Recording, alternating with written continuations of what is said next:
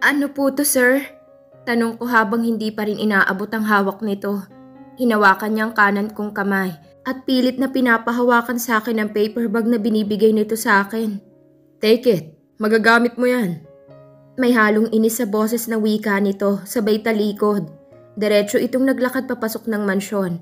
Naiwan naman akong naguguluhan. Mukhang bad mood na naman siya. Bakit kaya? Isa pa, ano naman kaya itong ibinigay niya sa akin? Hindi ko maiwasang bulong sa aking sarili habang sinisipat ang hawak ko. Hindi ko na pinagtuunan ng pansin ang pagtalikod ni Sir Rafael. Ngayon pa lang pipilitin ko ng aking sarili na sanayin kung anumang ugali meron siya. Makakasama ko na siya dito sa mansyon. Araw-araw, kaya pipilitin ko ang aking sarili na baliwalain ang kagaspangan ng ugali niya. Nang magsawa ako sa kakatingin sa kapaligiran, ay wala sa sariling napahikab ako. Pagkatapos ay muli kong sinipat ang hawak kong paper bag. Pamilyar sa mga matang logo na nakasulat sa paper bag. Apple na may konting kagat?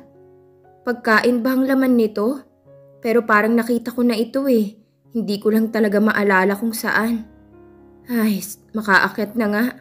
Hindi ko mapigilang bulong sa aking sarili at nagmadali nang pumasok sa loob ng mansyon. Masyadong tahimik na ang buong paligid at mukhang natutulog na ang lahat. Ang lawak ng mansyon pero wala man lang akong nakitang nakasabit na orasan kaya hindi ko tuloy malaman kung anong oras na. Mabigat kong inihakbang ang aking paa sa hagdan. Iniwasan ko din na makagawa ng anumang ingay. Nakakahiya dahil mukhang tulog na ang lahat. Samantalang ako heto. Mukhang magdamag ng hindi makakatulog. Dapat talaga hindi ako natulog kanina eh. Pagdating ng kwarto ay agad akong pumasok. Pagkasara ko ng pintuan ay agad akong naglakad patungo sa aking kama at inilapag ang maliit na paper bag. Kinalkal ko kaagad ang laman at nagulat ako nang masilayan kong isang medyo pahabang maliit na box. Hindi ko maiwasan na ikunot ang noo ko nang makita kong cellphone ang nasa picture. Excited kong binuksan yon at tumambad sa paningin kong isang mukhang mamahaling cellphone. Hindi ko maiwasang mamangha. Bakit kaya ako binigyan ng ganito ni Sir Rafael? Naawa ba siya sa akin dahil sinabi ko sa kanya na hindi pa ako nagkakaroon ng ganito sa tanang buhay ko? Maniniwala na talaga ako na mabait nga siya. Mukha lang siyang masungit pero may concern talaga siya sa isang mahirap na katulad ko. Agad kong hinawakan at sinipat. Hindi ko maiwasan na mapangiti. Sa wakas, may sarili na akong cellphone. Ang problema nga lang, hindi ko alam kung paano ito i-operate ngayon. Mukhang bagong-bago at ang alam ko, may mga pipindutin pa dito bago gamitin. Baka magkamali ako ng pindot at masira. Dapat pala sumama na lang ako kanina sa kwarto ni Sir Rafael nang yayain niya ako. Baka balak niya talaga akong turuan sa paggamit nito bago niya ibigay sa akin. Pero dahil sa sobrang dumi ng pag-iisip ko, nagbago ang kanyang isip. Basta niya na lang ito ibinigay sa akin. At bahala na akong mag-set up. Kapareho ang cellphone na ito sa ginagamit nila Charlotte at Gian. Alangan namang hintayin ko pang weekend bago magpaturo sa kanila. Excited na akong pindutin at tingnan ng mga features nito. Wala sa sariling napakamot ako ng aking ulo. Gising pa kaya si Sir Rafael? Siguro naman gising pa siya dahil kakaakyat niya lang kanina. Agad akong naglakad patungo sa tapat ng pintuan nito at kagat ang labi na mahinang kumatok. Susubukan ko lang naman kung gising pa siya. Willing naman siguro siyang turuan ako kahit saglit lang. Para naman magamit ko na dahil mukhang hindi talaga ako makakatulog ngayong gabi. Akmang susuko na ako sa isiping baka natutulog na si Sir Rafael nang biglang bumukas ang pintuan nito. Bumungad ang pipikit-pikit nitong mga mata na halatang naistorbo ko sa kanyang tulog. Hindi ko maiwasang muling mapakagat ng aking labi nang mapansin kong nakasando at boxer shorts lang ito sa harap ko. Mahabaging Diyos! Naibulong ko pa at nagmamadaling tumalikod. Baka kung saan mapunta ang mga mata ko at magkasala ako nang wala sa oras. What do you want? Narinig kong tanong nito. Napalunok ako bago sumagot. Gusto ko lang pong mag-thank you sa ibinigay niyong regalo sa akin. Sagot ko sa mahinang boses. Hindi pa rin ako humaharap sa kanya. Yun lang ba? Then go back to your room and enjoy your new cellphone. Sagot nito. Ano po kasi? Hindi ko na natuloy pang sasabihin ko nang muli itong nagsalita. Ano yun? It's getting late, for God's sake, Veronica. Sabihin mo nang gusto mong sabihin. Muling wika nito. Sir, Magpapaturo sana ako kung paano bubuksan ito. Sagot ko. Ilang sandali din itong hindi nakaimik habang nakayuko pa rin akong nakatalikod dito. Ganun ba? Well, mukhang excited ka nang gamitin yan ah. Okay. Pumasok ka dito sa kwarto. Tutulungan kita kung paano gagamitin yan. Wika nito at naramdaman kong pag-alis nito sa likuran ko. Agad akong lumingon at napansin kong iniwan nitong bukas ang pintuan ng kwarto. Kaya pumasok na din ako sa loob. Sa kagustuhan kong matuturuan ako nito kung paano gamitin ang bago kong cellphone. Agad na bumungad sa mga mata kong malawak nitong silid. Doble pa yata ang laki nito sa silid na ginagamit ko ngayon. At ang kama. Grabe, kung malaki ang kama ko, mas malaki ang sa kanya. Maupo ka muna doon. Napapitlag pa ako nang magsalita itong muli. Itinuro niyang isang mahabang sofa na may center table na salamin sa harap. Agad akong naglakad papunta doon at naupo. Well, alam mo bang naistorbo mo ang tulog ko ngayong gabi? Muling wika nito at napansin ko nagpalit na ito ng matinong damit. Naka-t-shirt na siya at pajama. Kahit papaano nabawasan ang pagkailang na nararamdaman ko. Sorry po, nagbabaka sakali lang naman po ako na baka gising ka pa. Sagot ko, hindi ito umimik. Bagkus umupo ito sa tapat ko. Inilahad nito ang mga kamay, kaya agad kong iniabot sa kanya ang hawak ko. Nagiging mabilis ang mga sumunod na sandali. Napansin ko na lang na ini-on niya na ang cellphone at may kung anong pinipindot doon. Pagkatapos ay tinitigan ako nito at sinenya na umupo sa tabi niya. So sobrang excited ko agad akong tumalima at nagmamadaling umupo sa tabi niya. Nagkadikit pa ang aming braso dahil agad itong dumikit sa akin at ipinapakita sa akin kung anong mga dapat pindutin. Gusto mo bang mag-open ng mga social media account? Tanong nito. Ano po yun? Tanong ko. Napansin kong pagngiti nito kaya kitang-kita kong maputi at pantay-pantay nitong ngipin. Yan ang uso ngayon, lalo na sa mga teenager na tulad mo. Wika nito. Agad na nanlaki ang aking mga mata at napangiti kasabay ng pagtango. Okay, ako nang bahala mag-create. Manood ka lang sa gagawin ko. Wika nito at muling itinutok ang buong pansin sa maliit na screen ng cellphone. Ay, mabait naman pala talaga si Sir Rafael eh. Tingnan mo nga, binigyan pa ako ng time para ayusin ang cellphone ko. Wala sa sariling napatitig ako sa mukha niya. Ang gwapo niya talaga. Siguro marami na siyang girlfriends. Mga mayayaman din katulad nila. Hindi ko tuloy maiwasan na mapubuntong hininga na siyang dahilan ng paglingon nito sa akin. Nagtatanong ang mga matang tinitigan ako nito. Wala po, may naisip lang ako. Nahihiya akong sagot. Tumangulang ito at muling itinuon ang buong pansin sa cellphone. Halika, selfie tayo para sa profile picture mo. Wika nito at agad akong inakbayan. Nanlaki ang aking mga mata sa ginawa nito. Pero nang magsalita ito ng smile, ay wala na akong nagawa pa kundi tumitig sa screen at ngumiti. Mabuti na lang at tinanggal na din niyang muli ang kanyang braso sa balikat ko. Pagkatapos ay muli nitong itinuon ng pansin sa cellphone. Hindi ko naman maiwasan na makaramdam ng pagkaasiwa at pagtagundong ng kaba ng puso ko. Okay, done. Marunong ka naman na sigurong gumamit nito, di ba? Ang pag-open lang ang hindi mo alam. Tanong nito, agad akong tumango. Opo, pinapahiram po ako dati ni Ate Ethel kapag nasa boarding house lang siya, kaya alam ko na po kung paano gumamit. Natakot lang po akong buksan kanina dahil alam kong may mga pipindutin pa bago gamitin yan. Dahil bago pa, baka po kasi masira ko eh. Sagot ko dito. Tumango ito habang titig na titig sa akin. Rafael's POV.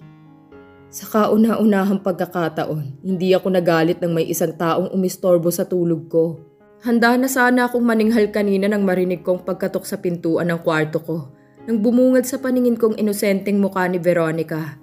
Mukhang nag-aalangan din itong gisingin ako. Pero marahil dahil sa kagustuhan na agad magamit ang cellphone na ibinigay ko sa kanya, nilakasan na lang niya ang loob. Agad kong napansin ang pagtitig niya sa akin, sabay talikod. Nakaramdam siguro ng pagkaasiwa sa suot ko, kaya hindi ko mapigilan ng matawa. So innocent, so sweet. Agad na nawala ang antok ko at pinapasok ko ito sa loob ng kwarto ko. Pagkatapos ay agad ko itong pinaupo sa sofa at nagpalit ng damit. Ayokong buong oras siyang maasiwa sa akin habang nandito siya sa kwarto at gusto kong maging komportable siya. Mabilisan kong ginawa ang lahat. Nakapag-open na din ako ng Facebook. At ini-add ko pang sarili ko para ma-monitor ko kung anong mga kaganapan dito. Tinandaan ko din ang password na inilagay ko. Bala kong i-stalk ang account niya kapag hindi ako busy. Mas maigi yun para alam ko kung anong pinagagawa niya. Inilagay ko na din ang SIM card at inilagay ko na din ang personal mobile number ko. Maganda na ang ganito para naman mabilis ko siyang makontak. Okay, tapos na. Wika ko't iniabot sa kanyang cellphone. Agad itong napangiti. Thank you, sir. Nahihiyang sagot nito. Tinitigan ko pa ito sa mukha bago may kapilyuhan akong naisip. Thank you lang? Wala ka man lang ibabayad sa akin dahil sa pang-istorbo mo sa tulog ko? Tanong ko. Agad na nanlaki ang mga mata nito at napatitig sa akin. Hindi ko maiwasan na matawa. Wala pa akong pambayad, sir. Wala nga po akong kapera-pera eh. Wika nito, hindi ko maiwasan na mapahalakhak. Ewan ko ba sobrang gaan ang pakiramdam ko ngayon. Gayong na-istorbo niyang masarap kong tulog. Hindi naman perang kailangan ko. Marami ako nun. Sagot ko't hindi ko maiwasan na titigan ito ng malagkit. Agad kong napansin ang pamumula ng mukha nito, kasabay ng kanyang pag-alis sa tabi ko. Babalik na po ako ng kwarto ko, sir. Salamat po ulit sa magandang cellphone na to. Wika nito. Tumayo na din ako't nilapitan nito. Titig na titig ako sa kanyang labi. Para akong nahihipnotismo at wala sa sariling hinawakan ito doon. Later, kukunin ko lang ang kabayaran sa serbisyong ginawa ko. Anas ko dito at mabilis na inangkin ang labi niya. Napansin ko pang pagkagulat nito at ang panginginig ng kanyang katawan. Pero wala na akong pakialam pa. At kanina pa ako gigil na matikman yun. At pakiramdam ko hindi ako matatahimik hanggat hindi ko malasahan yun. Hindi nga ako nagkamali. Sobrang tamis at lambot ng labi niya. Pakiramdam ko'y idinuduyan ako sa alapaap habang unti-unti na akong naging mapusok. Kaagad na sumabog ang init sa buo kong katawan habang patuloy na dinadama ang labi ni Veronica. Sa wakas tuluyan ko na ding natikman ang labi nito. Tama nga ang hinala ko. Napakatamis nito at para akong idinuduyan sa alapaap. Agad na nag-react ang buo kong pagkatao dahil sa matinding pagnanasa na nararamdaman ko ngayon. Kaya lang hindi pwede. Kailangan kong pigilan ang aking sarili habang may natitira pang kahit na kaunting katinuan sa isip ko. Masyado pang bata si Veronica para angkinin ko. Ayoko tong biglain at baka matakot sa akin. Kaya kahit labag sa kalooban ko'y unti-unti kong itinigil ang halik na aming pinagsaluhan. Agad kong napansin ang pamumula ng buo nitong muka nang titigan ko ito.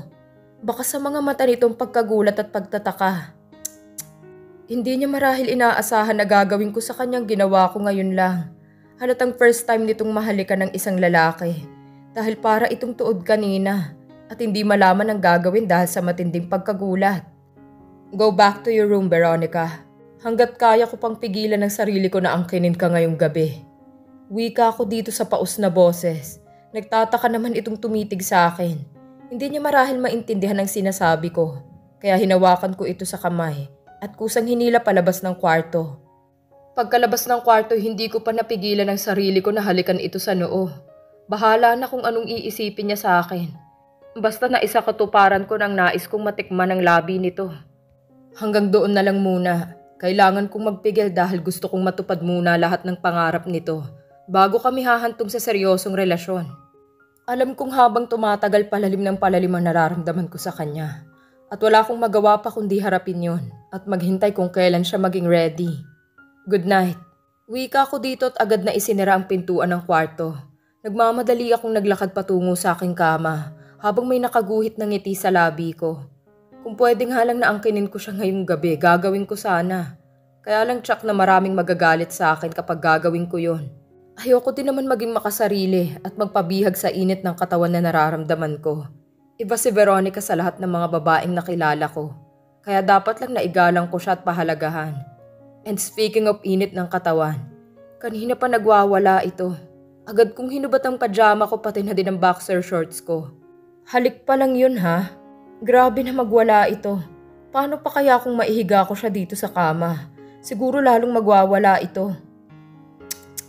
I need a quick shower. Kailangan kong mailabas ang init ng katawan na nararamdaman ko ngayong gabi. Kung hindi mapupuyat ako nito, hindi ako makakatulog. Hinubad ko na din ang t-shirt ko at nagmamadaling naglakad patungong banyo. Binuksan ko ang cold temperature ng shower at agad tumapat sa lumalagaslas na tubig. First time kong gawin ito, pero kailangan kong gawin habang ini-imagine ang magandang mukha ni Veronica. Dahil kung hindi, baka hindi ko mapigilan ang sarili ko at pasukin ko na talaga sa kwarto niya si Veronica. Nasa kabila lang siya at mabilis ko lang siyang mapasok doon dahil sa hawak kong duplicate key ng kwarto niya.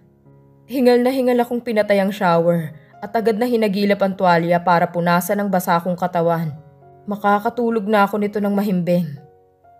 Veronica's POV. Parang gusto kong sabunutan ang sarili ko dahil hinayaan kong halikan ako kanina ni Sir Rafael. Hindi ko man lang ito nagawang itulak. Pagkos nag-enjoy pa ako habang ginagawa niya yun sa bibig ko. Pero ganoon ba talaga ang pakiramdam kapag hinahalikan ka ng isang lalaki? Lalo na si Sir Rafael. Bakit niya kaya nagawa yun? Gayong hindi niya naman ako girlfriend. Ang alam ko, normal lang na maghalikan kung may relasyon. Pero kami ni Sir Rafael, amo ko siya. Nakakahiya dahil hindi ko man lang siya pinigilan. Ano na lang ang iisipin niya sa akin ngayon? Baka isipin niya na malandi ako. Dahil hindi man lang ako tumanggi sa matagal na paglalapat ng labi namin.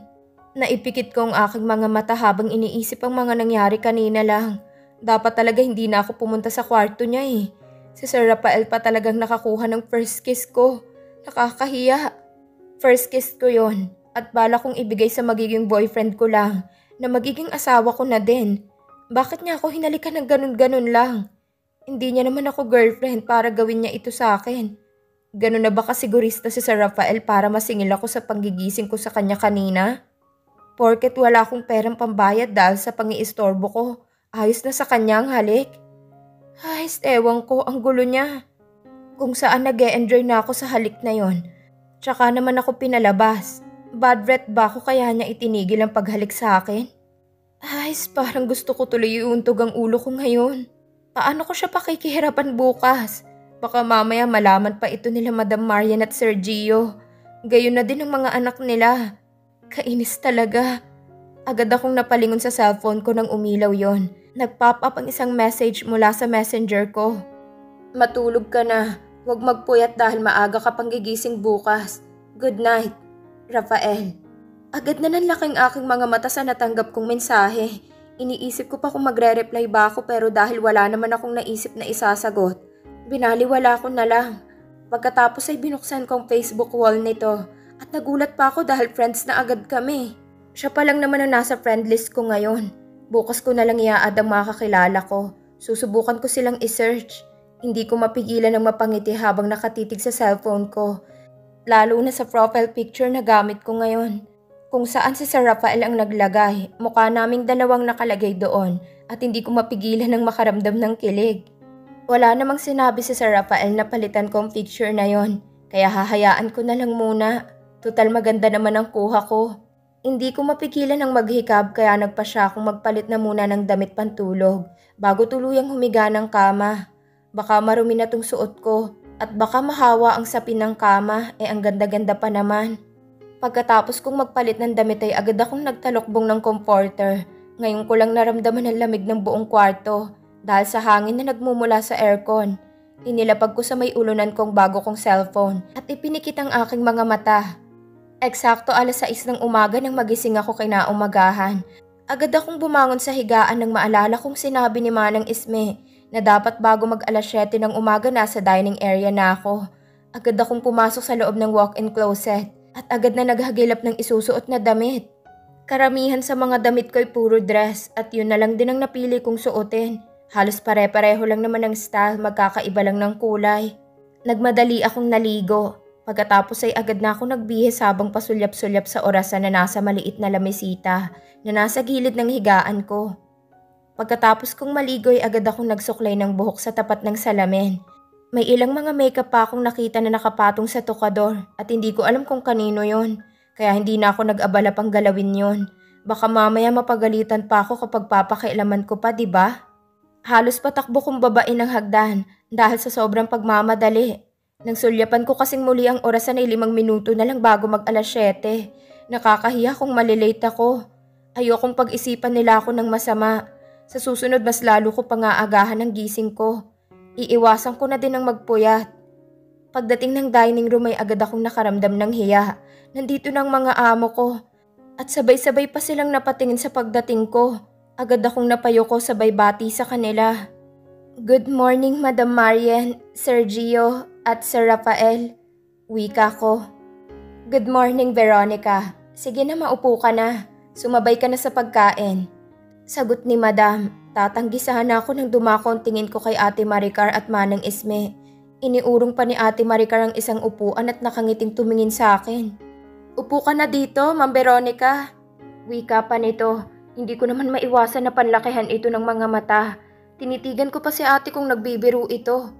Ma'am talaga? Hindi naman nila ako amo. Mamaya kakausapin ko si ate tungkol dito. Nakakahiya kapag may ibang nakakarinig. Baka isipin nila masyado na talaga akong sip-sip sa mga amo namin. Sit down. Malilate na ako sa office kung tatayo-tayo ka pa dyan. Agad akong napatitig kay Sir Rafael nang marinig kong masungit na naman niyang boses. Ano na naman kaya ang nakain niya? Bakit parang galit na naman ito? Kagabi naman ayos lang siya. Ay, mukhang mahirap talaga siyang pakisamahan. Opo, tipid kong wika at umupo na din. Agad kong napansin ang paglalagay ng orange juice ni Ate Maricar sa baso ko, kaya nagpasalamat ako sa kanya. Sure ka bang sasama ka ngayon sa opisina, Gio? Narinig ko pang tanong ni Madam Marian kay Sir Gio habang pinapanood ang asawang kumakain. Wala yatang bala kumain si Madam at tanging isang kulay green na juice na nasa baso ang paunti-unti nitong iniinom. Yes, sweetheart. First day ngayon ng bunso natin sa opisina at gusto kong ako mismong mag-introduce sa kanya sa mga empleyado. Nakangiting sagot ni Sir Gio. Tahimik naman si Sir Rafael na kumakain habang kapansin-pansin ang pagsulyap-sulyap nito sa akin. Hindi ko tuloy maiwasan na mapainom ng juice, lalo nang maalala kong halik na pinagsaluhan namin kagabi. But don't worry, sweetheart. Uwi agad ako pagkatapos ng pagpapakilala kay Rafael bilang bagong future CEO ng Villarin Empire. Kung gusto mo naman pwede kang sumama sa amin para naman mabisita mong magiging opisina niya. What do you think? Suggestion ni Sir Gio. Tahimik lang akong kumakain habang nakayuko. Mabuti na lang at abala sila sa pag-uusap kaya kahit papaano nawala ang pagkailang na nararamdaman ko. Good suggestion, Gio. Kaya niyo bang maghintay hanggang sa makapagbihis ako? Tanong naman ni Madam Marian. Mukhang gusto din itong sumama sa asawa. No worries, sweetheart. Willing akong maghintay kahit ilang oras pa yan. I think mauna ka na, Rafael, sa office. Siguradong hinihintay ka na ng kapatid mo doon. First day mo ngayon at iwasan mong malate. Wika ni Sir Gio. Napansin ko naman na mukhang tapos ng kumain si Sir Rafael at tumayo na ito. Okay, Dad. Hintayin ko na lang kayo sa opisina. Baka magka-high blood pa si Kuya sa kahihintay sa akin. Nakangiti nitong sagot at lumapit pa sa ina para humalik sa pisngi. Tinapik-tapik ang balikat ng ama at lumingon sa akin at tumango. Wala naman akong ipinakita na kahit na anong reaksyon dito. Nahihiya pa rin ako sa kanya, lalo na kapag sumasagi sa isip kong mga nangyari sa amin kagabi.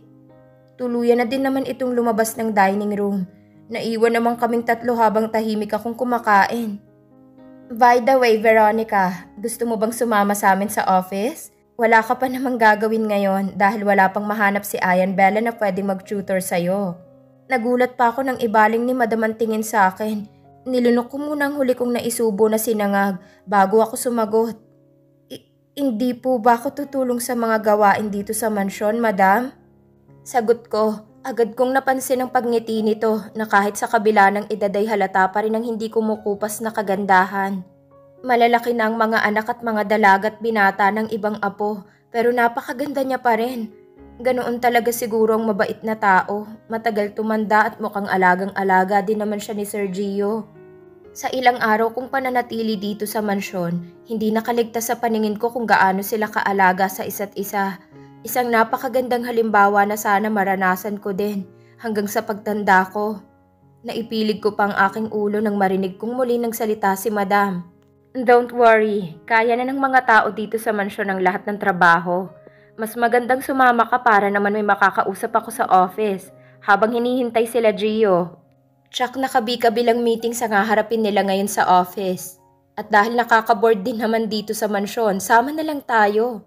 Kapag ma-board tayo sa office, pwede naman tayo maglibot-libot. At least may kasama ako. Mahabang wika ni Madam, wala naman sa sariling napatango ako, sabay pagkawala ng masayang ngiti sa labi. That is a good idea. Well, maghanda na kayong dalawa para makaalis na tayo. Nakangiting sagot ni Sir Gio. Agad namang tumayo si Madam Marian sa pagkakaupo at niyaya akong umakyat muna para makapagbihis na nang mapansin nito na tapos na din akong kumain. Agad naman akong sumunod dito. Mas mabuting makapag-ikot-ikot ka muna bago mag-umpisa sa pag-aaral mo, Iha. Wika nito sa akin, tipid akong ngumiti. Thank you po, Madam. Hindi ko po akalain na sobrang bait niyo po talaga. Sagot ko, nakangiti itong huminto sa paglalakad tsaka ako tinitigan. Mas mabuting may nakakausap ako dito sa mansyon na kasing edad mo. Medyo matagal na panahon na ding nagsipag-asawang mga anak kong babae at bumukod. Malungkot din na walang nakakausap na katulad mo sa malaking bahay na to. Makahulugan nitong wika,